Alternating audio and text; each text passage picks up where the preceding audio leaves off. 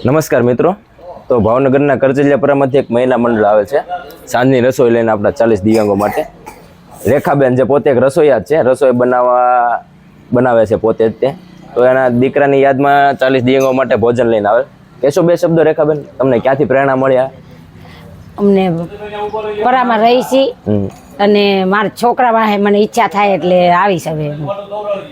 ખૂબ ખૂબ આભાર તમારો. 40 દિવ્યાંગો માટે જે ભોજન લઈને આવ્યા તમે લોકો.